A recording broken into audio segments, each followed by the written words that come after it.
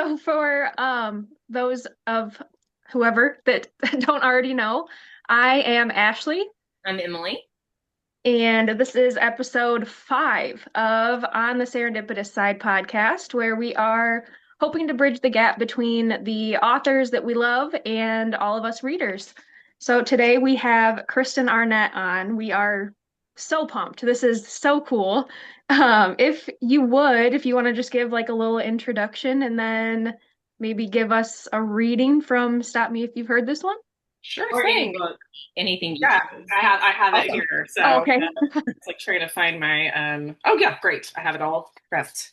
Um okay, so yeah, my name is Kristen Arnett. I'm a queer Floridian author of now 3 novels, mostly Dead Things with Teeth, and most recently Stop Me If You've Heard This One, which is a novel about a lesbian birthday party clown in Central Florida. Specifically Orlando. I write a lot about what I consider to be the lesbian domestic inside of Central Florida. I'm very interested in the intersection of queerness and spaces like Florida that are feral and wild, and also in the way that humor can sit inside of these things. I think that's probably a good Yeah. Perfect. introduction about me. It's like my elevator pitch about myself. I'll just read like something very, very brief from Stop Me, just like a like page and a half. Um, it's not all good. I mean, I adore being a clown, regardless of anyone else's feelings about it, but there are times when it wears me down to a flat out nub, makes me wish, at least for a moment, that my heart had picked anything else to love. First, there's the issue of money. Clowning is cost prohibitive for people like me who live paycheck to paycheck. Like most creative arts gigs, you start off doing stuff for free, hoping to get picked up by an agency. And once you start getting paid for clowning jobs, you're lucky if you manage to rake it enough to cover the time you took off from your actual job. Plus, there's the matter of your agency's cut, which can sometimes be as large as 20%. I've never met somebody well off who decided they wanted to get into clowning. Stand up comedy, sure, that's all focused on the self. It's the I, not the you. Most clowns, myself included, are struggling to pay off one bill just to have 4 more crop up in its place like someone poured water on a gremlin. Or they're retirees who genuinely love kids and want to spend their golden years feeling like they finally gave something back to society. I enjoy that stuff too, don't get me wrong. If you hate kids, you'd be better off driving lifts than donning the grease paint. But it's deeper than that. When I clown, I become something bigger than myself. And hey, I know what it's like to have to work harder for what I want than anyone else. I'm a queer person living in Florida, aren't I? To clown, you need lots of things, clothes and makeup and props, and above all else, you need time. Large, uninterrupted swaths of it. That's when you can plot and plan and polish your craft. Try out those pratfalls without anyone watching. Perfect your gags. That way, when you get on stage, all the audience sees is your persona. No visible seams. Okay, I'll stop there. That's good. Amazing. Yes. You had me Googling pratfalls because I was like, I don't know what this is. And that is a rabbit hole. Holy cow. So for this one, why clowns? Yeah, I think I've always kind of related to the idea of like the absurd and humor. I grew up around a lot of kind of clowning in just regular ways. I grew up like very evangelical Southern Baptist. Almost every single person except for myself I knew was homeschooled. So it was a lot of just like being at church all the time. And there's a lot of like clowns built in, or at least there used to be in this kind of thing. Because it's like, what's entertainment that can be wholesome, but that's also kind of cheap and that sometimes people can do themselves. And so it's clowning, right? It's like, oh, it's like, there's like a, a water balloon or like an animal or like nothing that's going to be egregious, right? Inside the church. When I was writing this book or coming up with the idea for it, I had this idea to, I quite often, because I'm like prolifically online, have people, oh, you're so funny online. I thought your book would be funny. And I think that's interesting to hear because I'm like, well, first of all, I do think all of my books are funny. I think they're funny in different ways, right? But again, like a 300-page literary fiction novel isn't going to be a tweet. Like those things are not the same. So it started off as kind of a little bit of a thing, like a joke to myself, being like, "Oh, do you want a clown? I'll write a clown." And then it like very much became like the idea of like attempting to make art or having passion for something that you care very deeply about while you're simultaneously like struggling against the way that people view the art you make is tacky or not worthwhile. And I think that simultaneously, because I live in Orlando, I grew up in Orlando, I'm third generation Central Florida.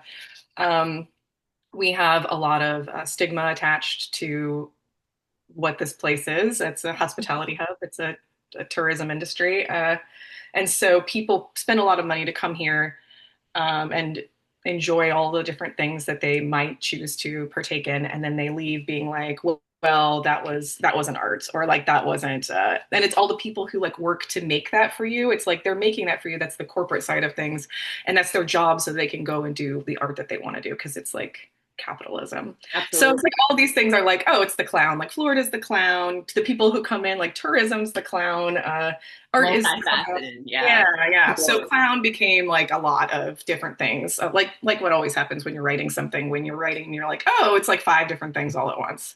Which is really cool, actually. To hear you explain it like that is really interesting. So, how did you choose what type of clown that Cherry would be? Yeah. So I think I knew right away. One of the first things I understood was I wanted her to be like a like classic like birthday party clown, because that's the one that's like first of all, it's the most accessible I think to the reader. It's also the one that's if you're gonna DIY doing clowning, that's the one where it's like right, like you can get gear. It might be cheaper gear. You can book gigs in a way where it's like there's a lot of very prestigious clown schools. Like if you start talking to anybody, and this happened to me a lot on book tour, you talk to anybody that has somebody that they know somebody who's a clown, they get very serious with you. And they're like, actually, it's very serious. And like there's a very classical arts like performing clown school in Paris that people were bringing up all the time. And I'm like, yeah, but that's not this clown, right? Like this clown is not like yeah, it's also like class, right? Like all like with anything, there's like the idea of like money and class in society and stratas of how people have access to things. And I was like, I know she's kind of a dirtbag and she doesn't really have money, like right, like she works part time at a pet like aquarium store where she doesn't really make any money, and she's doing these gigs. I mean, she wants to make money, but for the overarching thing for herself is that she wants to make art.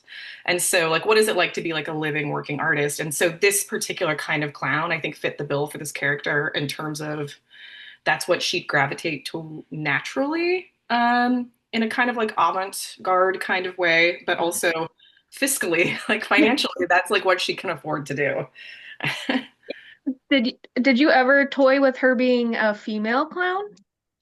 I right away also knew that she was going to be like gender bending because I also think that's like a facet of queerness and drag. These things like just naturally like layered over each other for me. Like I knew right away she was going to be. So she's Bunko, right? She's like a rodeo clown who's like terrified of horses.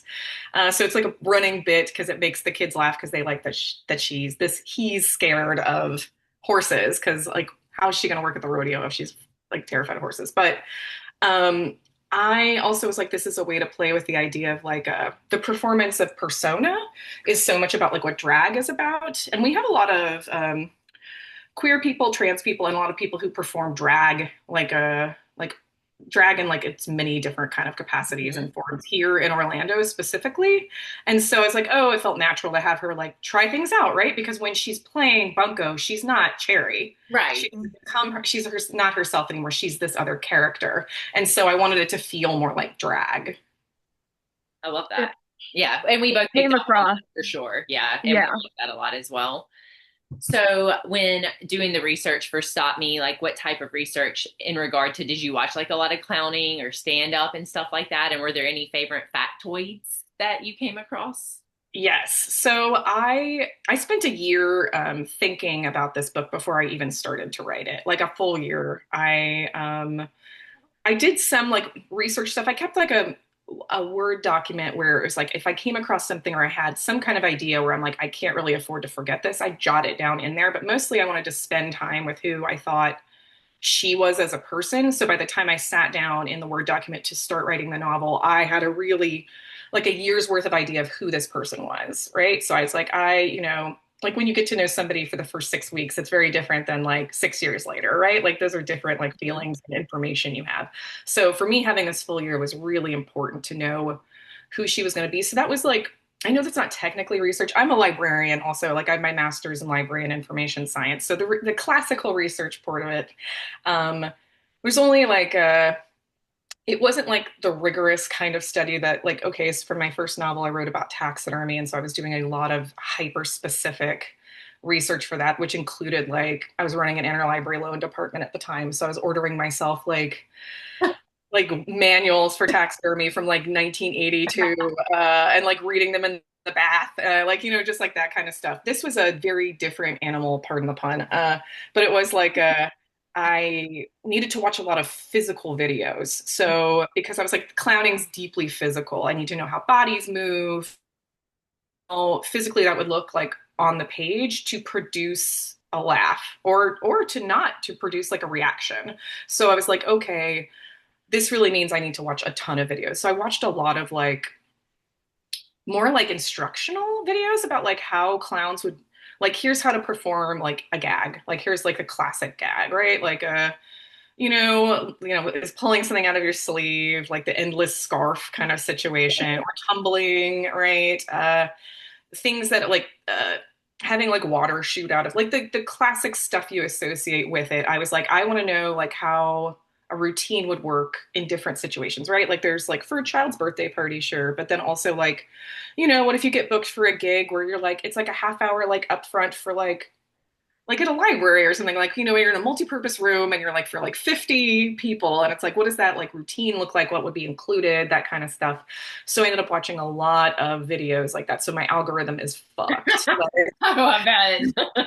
Yeah, it's like super fucked. But the funniest thing I think that happened was there was like one very particular video that I've talked about before like on tour, which is that I found like a very old like 90s, like mid 90s video, like recording. It looked like it was like a guy who looked like a youth pastor standing in front of like a fake like backdrop, like of a brick wall, like, and he's going like, all right, he's got a sport coat, like a little tie, and like a red belt. And he's like, okay, we're gonna bring out the clown in a minute. And then he described in like great detail, very seriously, about what I was about to see, what the viewer was about to experience. He's like, the clown is going to slip on a banana peel. The peel will be placed here. The clown will enter from this side. The clown will do like XYZ. It was like basically talking about the physics and movement of the body, Right. and like what you need to expect. And then he's like, okay, here comes the clown. And so he exited. The clown comes in, performs this action, gets up, and then leaves. And then the guy comes out and he's like, and that's how it's done. Like, it was basically like, and I was like, the funniest part of this isn't even the clown. It's like the guy being like, here's how not to like harm yourself and maximize Yeah. laugh. And I was like, this is so much about like what humor is. And so that was like very fascinating to me. And I feel like it was like kind of insiders baseball about like, but clowning. Yeah, Yeah. it was a lot of fun. That's fun. How did Margot, who has such black cat energy, and I am a black cat fiend, how did her and magic kind of come into things? Yeah. So I was thinking a lot about who like what is like getting to know this character of Cherry for like a year. I was like, what, like who's she interested in? What's her type? Like, so I immediately was like, okay, she's somebody who really likes older women. And I'm like, why? Like some of the stuff you have to figure out about your characters, and it doesn't necessarily like make it into your book, but it's, so as you're writing, it feels like a fully informed, fully fleshed out character.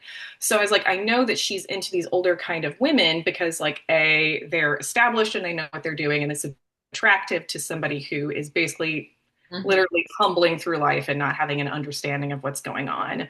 Have like stability in this kind of way that would be like very meaningful, and also somebody who is going to be passionate about art, but and be like established and good at it, so it could feel like they're like oh, I'm attracted to you, not even just for like who you are in your regular everyday, but because so much of who you are is about your art.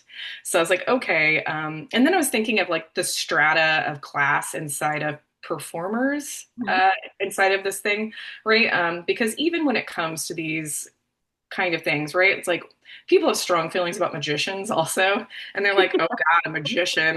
But you know, a magician gets to go, oh God, a clown, right? So there's like these levels of strata in terms of class and like whose art is more capital A art, you know, like highbrow versus lowbrow. Right. So um, I knew I wanted her to be a magician because I was like, this will be like, as I didn't want them to do the same thing, and I wanted her to be like, and when I write her stuff in there, so there's that section in the middle of the book that's like kind of that's it's pulled out second person, and it's like the different kind of facets of magic that you would employ. I very much was like the tone shifts, and I was like, this is serious, and this is a different kind of approach to art, and it's like very more classically trained and more mysterious and sexy and a kind of hyper laser focused attention to detail in all its capacities. And like, you know, so it's paired up with the act of magic and the act of the erotic. And so I was like, I want this to like sit inside here, and that's this person is going. And that's very important in the scope of this book because I was like, I feel like I need to use your own language. I need a black cat in here, right? It can't all be clowns. Like it can't all be golden retrievers, like the whole way down, right? So it's like I needed that like through line, and I think because it puts them very in stark relief against each other. It's very contrasted, Very contrasted. and so and also it was very fun. It was I fun bet. to. I bet that was so fun to write those characters. Did you have to look and like research magic a lot too then? I didn't have to do as much research, but I did want it to be. I wanted whatever I had in there to feel hyper accurate. So I knew I was going to have this as I was writing forward. I knew the scene was going to occur. And I was like, if this is like direct action, I need to know if she's doing any of these things. So there's like moments right where she's doing levitation or like the vanishing or any of these kinds of things. I want to know exactly how they work. Mhm. Also, these like subheadings are all like the tenets of magic. So I was like, these tenets are like the backbone of this profession. And so like every person involved in this, like even at a rudimentary level, knows what this stuff is. So I was like, okay, I looked those things up and then I didn't need to know how the magic happens Mhm. because it's second person and also so much of it is like the magician's in charge, right? Like the magician's in Yeah. control. I just needed to be able to describe it in a way that made it seem to describe the acts in ways that are like, here's the basic nuts and bolts. Here's why it's astonishing, Mhm. right? So I did, anytime there was a magic thing performed, I really did look into like, what does that look like? Like if you're sitting in an audience, like how would you be like viewing those things? And also those tenets, I was like, I want to make sure I get all of these right. So I looked up about like, you know, like how do these function inside of like magic communities, right? Like inside of right? Because it's like, right, if we're talking about clown communities, which is what I'm writing Yeah. this whole thing, I was like, I can't be doing a disservice to magicians inside of the middle of this novel. I have to be very serious about it. So I did do Your research. poor algorithm. Yeah, Oh my God. it's really messed up now. Yeah. And I love Cherry's relationship with, well, I didn't love, but I loved. You know what I mean. Her Yeah. relationship with her mom. Yes. And that they butt heads, but it's not because of like big differences or big lifestyle, well, and I'm not No, going to I know spoil it, you. but Yeah. how did you decide that you wanted to go that route, or what made you want to go that route with their relationship? It was very important to me to be like, what is it like for plenty of families to be like, we have conflict, and so much of this conflict can be described as like, we are never going to have the tools we need to communicate with each other.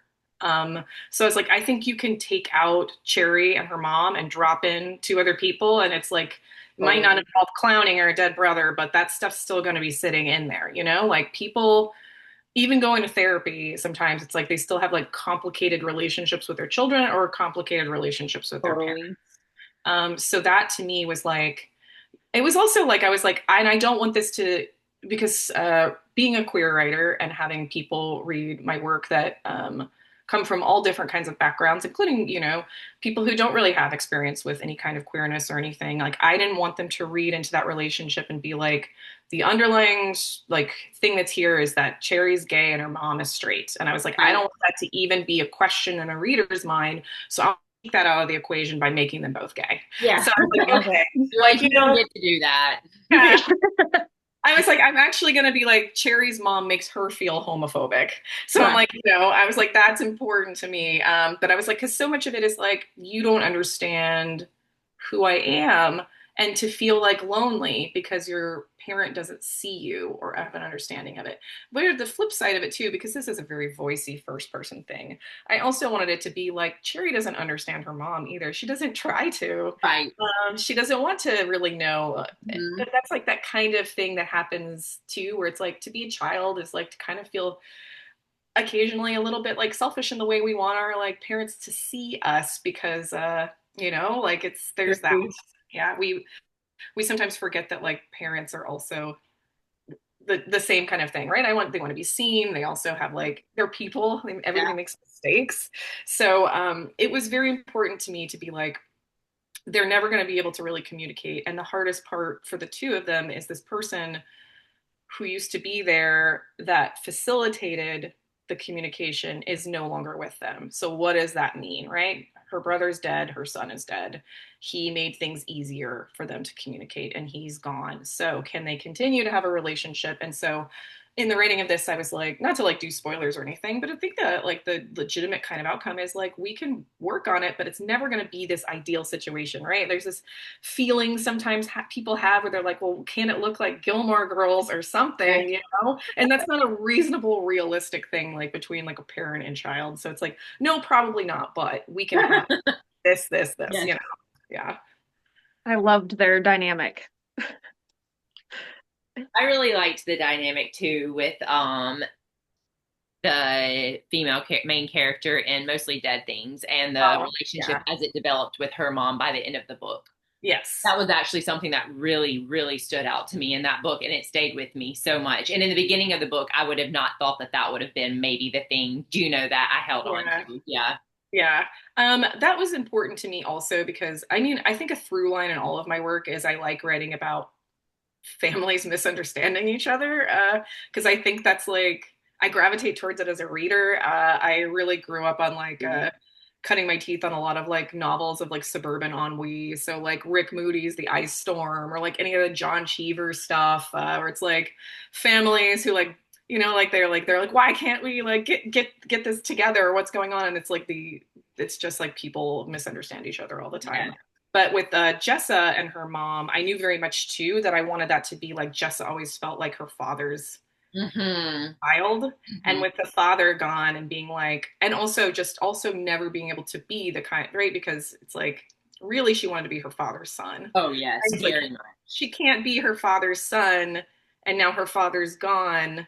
And now it's like, she's like, doesn't know how to relate to her mom in a way because she's like, never, she's like, oh, you and I weren't like the connection I had. I was really close with my Mm-hmm. dad in this way that also has its own like fucked up energy, right? So, Right.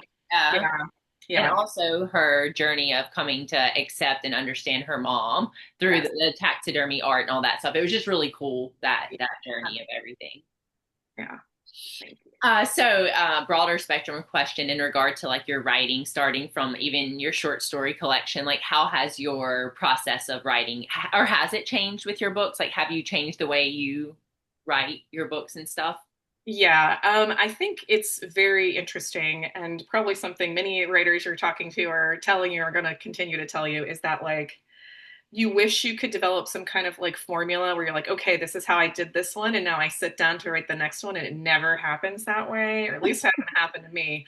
It's like the project always kind of tells you how you need to work on it. So for short fiction, that's always different for me too. I have a book that's coming out next spring that's a short fiction collection with Riverhead. It's called Party at the End of the World. And it's like those are stories like right where you kind of collect them, right? You like they're like little Pokemon, maybe. I don't know. You're like you're like writing and capturing them, these little moments in time, and then like you get enough of, you find the through line between some of these stories, and you're like, okay, they go in the collection. And that's what happened with my first book, which was published by a very, very small press called Split Lip. And it's called Felt in the Jaw. And then from there, I still write short fiction, all the like sporadically, right? Because it usually is like an image comes to me, and I sit in it just for a couple days. I have to work on that thing and then I store it away somewhere, like squirrel with a nut. Yeah. And then, but my first novel, I was working full time at an academic library. I was running the interlibrary loan department, and I had a short fiction like idea. I was writing a story. I had just gotten back from Kenyan writers workshop, and I was like, okay, like I have this idea for the short story, but actually I think it might be a novel. And I was like, oh no, because I had never even tried to write something like that. And I'm like, that is like way outside of my wheelhouse. I mostly just considered myself to be a short fiction writer. And so I was like, okay, well, I'm going to give myself the opportunity to do this because it frightens me and I feel like I need to. So I gave myself rules, like best practices, my librarian's brain. I was like, okay, I'll write every day, Monday to Friday, 1,000 words a day. I can't do less. I can do more if I want to, but I have to do 1,000 Monday through Friday. On the weekends, I can choose to write if I want to, but I don't have to. And then the other rule I had for myself was I could not go back and edit what I had written because I was worried that I would see what I had written and think it was trash. And I was like, I was nervous, because first drafts are messy, ugly. They're like a scrawling little newborn where it's like, like it's like, oh, it's mine, but it's like not pleasant to look at right now. Yeah. So I was like, I really want to give it time. So I'd only read the last paragraph I had done and then continue on. And so I did that for like XYZ months. And by the end of like 5-ish months, I had a draft of something. And I was like, okay.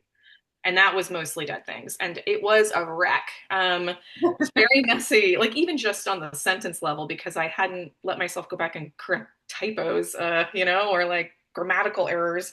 So I had to go through and do that and clean it up. And it took me a while. I got my agent with that novel, and then my agent worked with me on it. It still stayed mostly the same, like the through line, but it took way more cleanup than any of my other books. It was the first one, and it was messy, messy process. But then that book did, I think, better than anyone expected. It like hit the New York Times list. It went like really crazy popular. And then I immediately, all the people who I tried to send that book out to before who wanted to touch it, were emailing my agent asking to see what I was working on next. So I sold the next 2 books at auction to Riverhead. And they bought With Teeth, which was only 25% written. I had like 25% of it written, and I had this other short fiction collection that is going to be published, Party at the End of the World.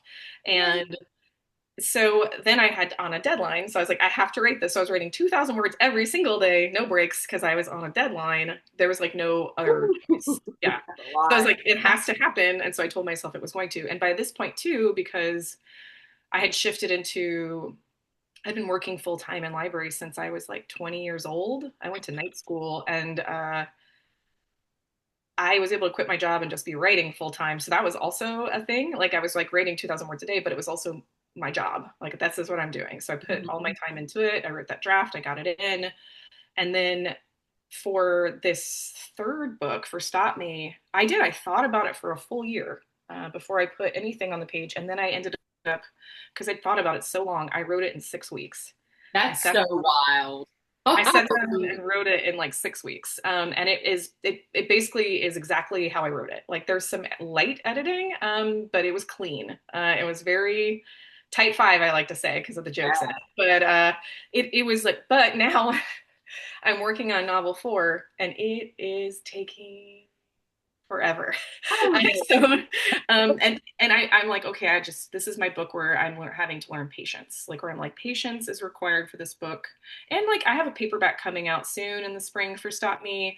Next year, I have a short fiction collection coming out. So I've got time. I've got time to be working on this. And so I'm allowing myself to be slow and write with very specific intent. So all that to say is every single book is different, and it's a pain in the ass. Oh, I bet. Having written Stop Me so fast, how did you know when you were done? Like, did it feel like you needed to keep going because it was just so quick? No, it was like one of those things where I saw the vision as soon as I sat down to write. So I kind of, this is a thing too for me. A novel isn't a novel unless I can see the shape. Like what is shape is it?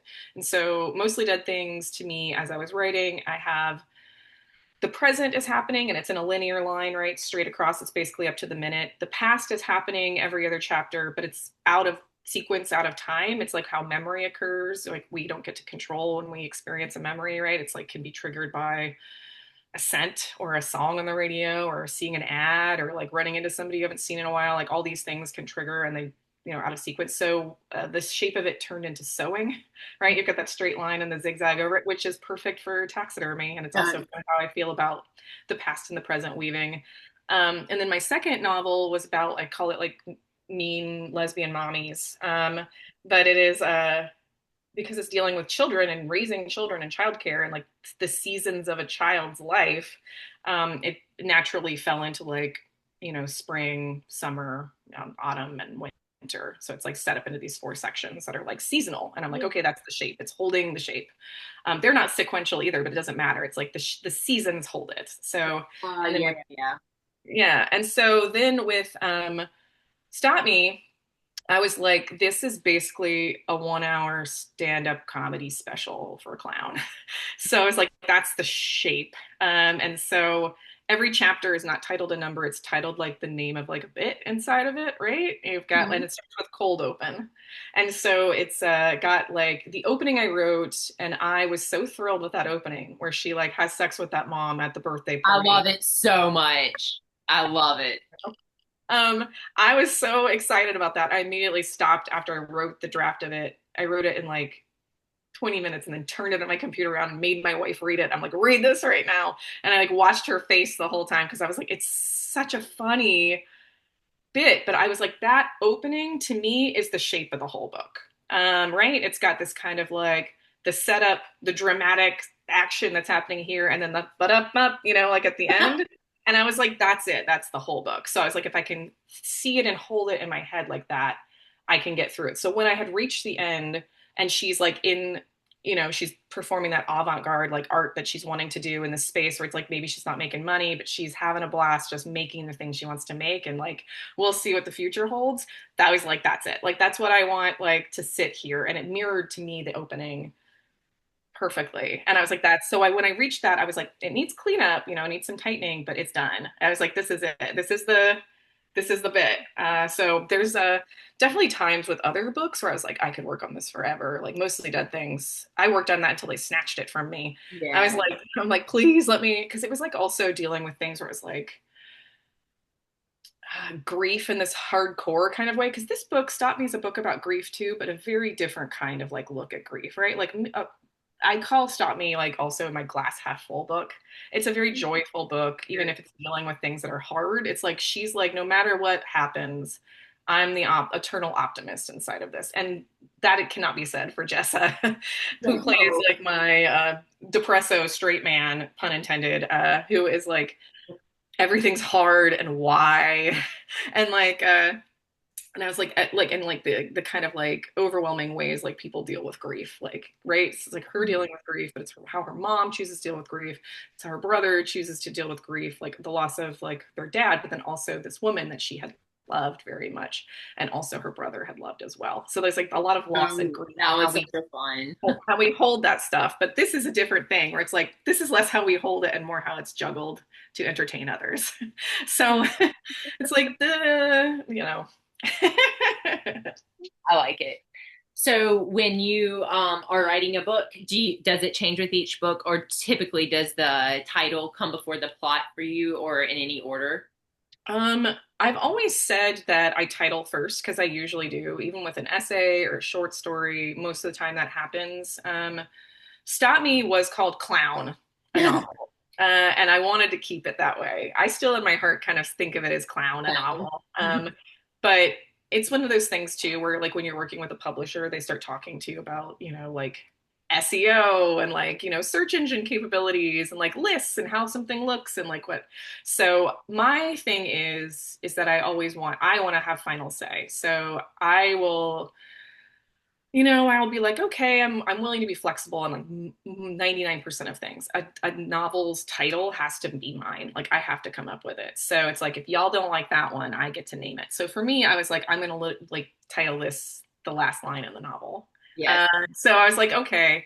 But the book I'm working on right now, well, my short fiction collection that's coming out, it's titled after one of the short. That's titled after the short story that's last in the collection, which is called Party at the End of the World. So that was like made things a little easier, right? Yeah. So it's like pick one of those titles. Right. But the novel I'm working on right now, it started off as a couple different things, but right now the working title is Live Baby Gators, which I think will stay that. Yeah, so I think that's staying, but you know how it is. It's Oh like yeah. you think it's staying and then, but we'll see. But I usually do try and title first because it helps me hold the shape and the theme Yeah. in my mind. And if I'm able to come up with a title, that to me says something's maybe That makes sense. are missing and Mhm. I need to think about it some more. Totally. Mhm.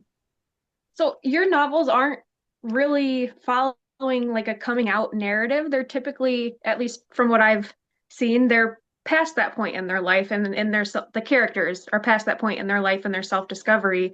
Is that intentional? Because I think we write about things we're interested in, and so I'm just, I'm interested in reading other people's like books of those. Like that's not something I avoid as a reader. I love those kinds of things, but for myself, I'm not as interested in writing about that usually. Of course, now that I've said that, I'm going to be like, guess what? I'm writing it into something.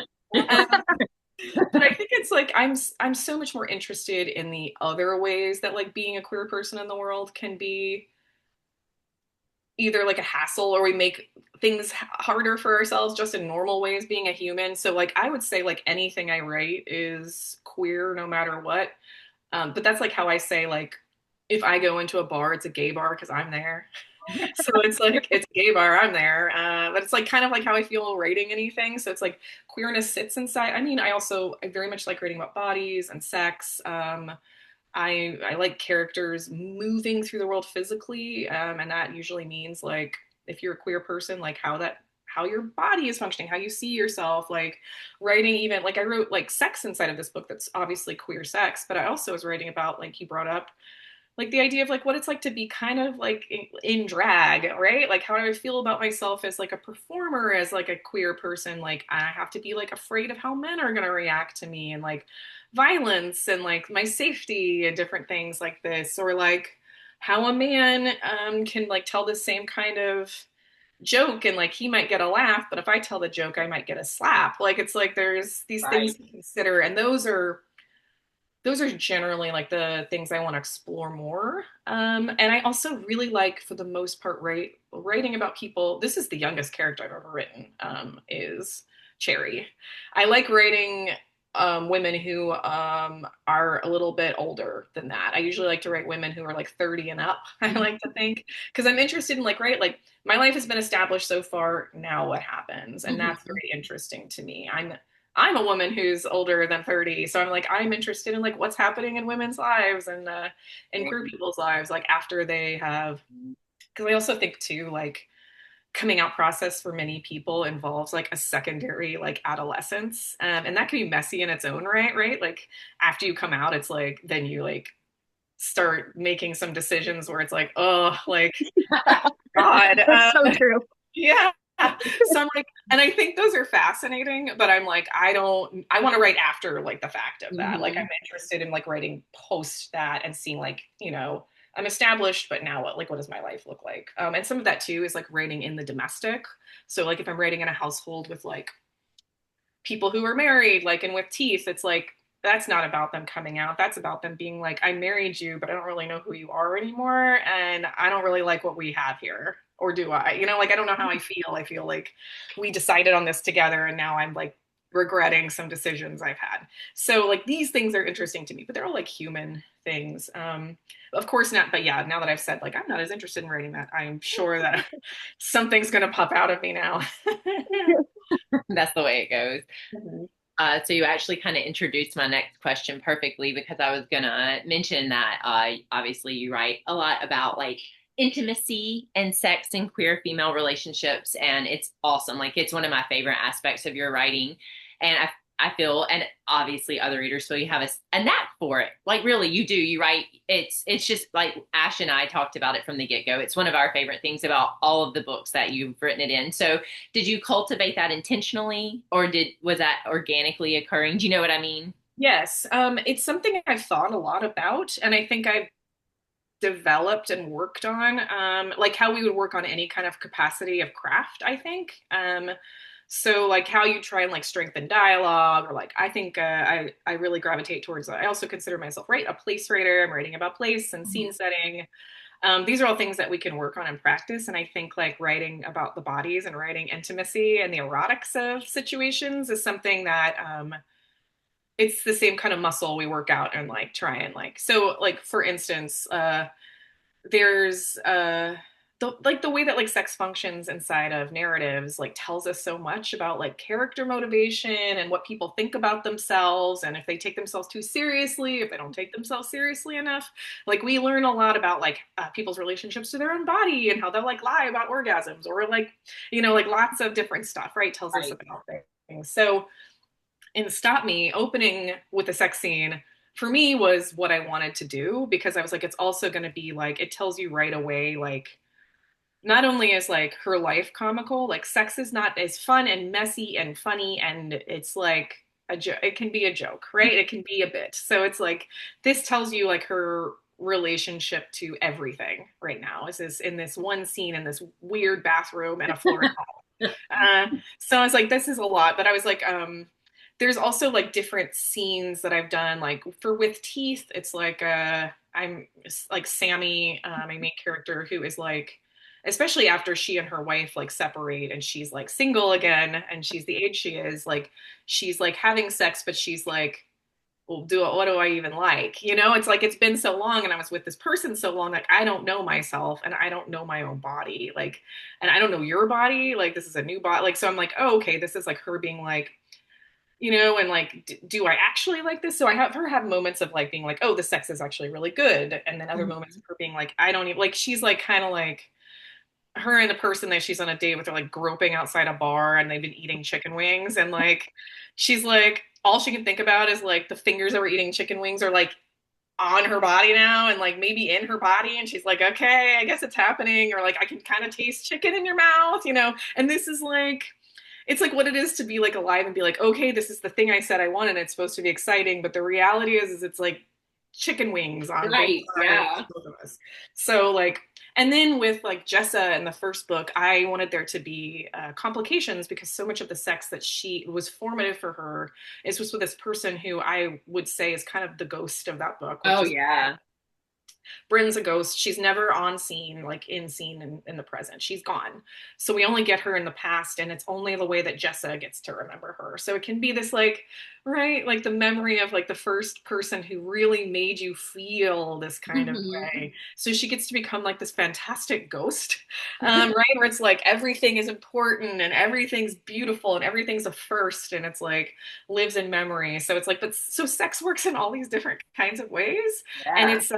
it's the most fun I have writing usually, because I'm like, oh, how can this sit inside of here and what can this tell us about like the characters, but also about like movement and momentum forward. But I will be honest with you, like those don't always come out. The Stop Me one came out exactly how I wanted it to. But plenty of other sex scenes I've written, I go back in and I'm like, wow, that's clunky as hell. I need to, we're gonna work on this, right? It's like, okay, let's like Totally. cue it up again. We're gonna rewrite. But I wish I could say everything turns out as like beautifully orchestrated as that Stop Me one with the clown fucking, but it's not all like that. Definitely not. Dude, the clown fucking. I was just so hooked. I was like, I'm in, I'm in. And it's still like, of course, there's so many aspects of the book I love, but it is my favorite. Like, Thank it's my you. favorite part. And then like her going back, and you know, it's just like so fucked. You came out swinging in that for sure. That was my first of yours that I had ever read, and I was like, oh, okay, I love her. Like, I Yeah. am in. So with the levity that you bring to your writing too, are there ever times you have to go back and like lighten spots up? Because it is such heavy topics at times. Yes. So usually when I'm going back through, not as much for this last one, but it lent itself more to the levity as I was writing it. Other projects, including the one I'm working on right now, I would include that in this, which is that, yeah, writing about things topically that are difficult, the tone kind of can settle in a way that feels like I don't even want to say like oppressive, but maybe like a one note, right? You don't want anything to feel like all one thing because Right. it's boring for me to write. It's got to be boring for a reader to read, right? Like it's all like one kind of like tonal effect is difficult. So usually I'm trying to think of a couple different things where I'm like, I might not necessarily think, how can I lighten this up? But I can be like, what other tonal note can I hit in here so it's not all sitting right here in the base the whole time. Like I need some kind of other tone to hit so that there'll be something interesting that piques the interest so it doesn't feel all sad or all like, because life is just overwhelming. We live in a time uh, that is quite wretched. There's a lot of bad shit all the time going on. So I'm not necessarily like going in writing a book where I'm like, I want everybody to forget everything and laugh the whole time. But I am like, I want there to be an idea that the human experience holds myriad feelings, and we can experience grief and loss and rage and anger, but while also being like things, the world is absurd, and laugh, and also we have love and tenderness and vulnerability and like brightness and spots of joy and like that sit inside this like cornucopia of the human experience. So I'm usually trying to think about like, how does this moment sit inside of the greater expanse of like other moments, and sometimes it works and sometimes it's just really hard. I Yeah. think it's hard. I would imagine it's like, I know it's difficult for me to write right now, and I would imagine it's difficult for many other people to write as well. It is So, tough to be a person, and in sitting down to try and make art is tough in a time when so much in the world is requiring our attention. So absolutely. Yeah, definitely. So, do you take breaks in between books? Do you give yourself breaks? I I really always try to. I have a hard time doing that. I'm always like, I'll be like, okay, now I'm going. So I think the longest break I had was when I was like, I thought of that book for the whole year. But Mhm. even then, I was writing short stories. So it's like, and essays, and I Yeah. write like a bi-weekly column for Lit Hub. I like have 2 columns a month for Literary Hub. So I'm like, I'm always working on something. I think I trick myself into feel like, like we live in a capitalist society where when we're not like producing, we feel like we're not like working. So sometimes I have to like remind myself that working is also 100% reading, like reading books, like reading essays, like engage, like going and experiencing different kinds of art, like being out in the world and seeing different kinds of things that like replenishes the well and makes it so Absolutely. that I can make more stuff. So I have to remind myself of that, and not like give myself a hard time for not everything's a word count, right? And I have to like be like, right, the only person that I'm like trying to appease with that is like the weird thing in the back of my brain that's like, you didn't make enough today. So um I am always at least thinking about a project though, because I also think thinking about projects for me is very fruitful. And the Hmm. best work I feel I've made, or the work I feel um the most attached to, or the most like proud of, is stuff I've like really thought about and like made a priority in my own brain. So even if I'm not working on it, I want to be thinking about it. All that to say, I give myself a hard time. Yes, I'm usually pretty much working on something. Yes, never stopping. Yeah. Which book would you say holds the most meaning for you? Oh, they all do in different ways. And I also am very much of the opinion, like the book I've done the most recently is always the one I'm like, because I want to improve myself as a writer as my career progresses. I want to every single book be like, this is a way in which I was able to tell a story in this kind of way that I wouldn't have been able to do previously. I wouldn't have been able to write this book even like 4 years ago. And I'm like really proud of it and I like what it's doing. And it says so much to me about how I feel about the world right now and how I feel about art and how I feel about Florida. So it's like, it's deeply meaningful to me, but everything obviously like holds a lot of weight. And I'm just like, I want to continue to feel like I see improvement in my art as with each book I make. So hopefully I'll bring that into the next project I'm working on. Yeah. We have faith. We Thank you. absolutely, yeah. So, as a fellow Floridian myself, I have some like questions about Florida and stuff that we wanted to talk to you about. So, in regard to you being like very much like a lover of Florida, and what made you decide to like stay in Florida and fight the good fight? Because you really haven't ever moved away like permanently, right? No. Yeah. The longest I've ever been out of Florida was I was in Vegas for a residency. I got a fellowship in Vegas for 6 months. So 6 months was the longest I've ever been out of the state. And that felt long. It felt like a long time. It was in the desert. So I was like, it was for the shearing fellowship at Black Mountain. So I was in Oh, Vegas. wow. It was wonderful, but it was like also like I got nosebleeds every day. I'm a swamp creature. So it's like I need to be in the swamp so I can have humidity or else something drastic happens to me. But a big thing for me is that I do love writing about Florida, and that feels like as tied up in me as like my queerness does a lot of the time. Like this place is very important to me on a lot of levels. It holds like value to me, the people here and the place as like a magical, special place that is like not like anywhere else. Like the kind of like things like the creatures that live here, like the landscape, like these special, like magical, like springs and beaches. Manatees. Yeah, manatees. Like we have like Yeah, manatees. every single day I'm encountering like life, and that is like very special to me. I also, yeah, like what you're saying is like I feel like a lot of times like I want to be an ambassador for here because I think people have, right, like it's very easy for people to have a lot of hot takes about Florida, because we have you know, like the politics here are bad, but I'd also say like we are a state that's gerrymandered to hell. Oh, And yeah. like we have like the way that the state is structured is so that like the people who are here that like are working to affect change have to work like 10 times as hard as maybe in other places because we're fighting against stuff that's put in place to make it so that you don't have an opportunity Right.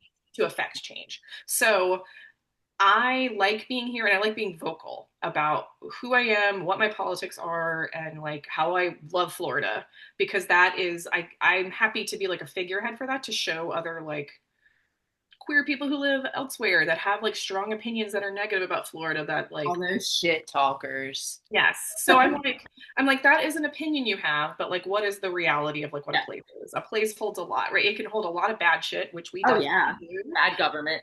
Yeah, but we also hold like so there's so many queer and trans people here in Florida. Like I always make the joke too that like Orlando is like a hospitality hub. Like who do they think is making art here that you're going to like the dancers and like the makeup technicians and like costuming? Like did you think that was straight people? It is not.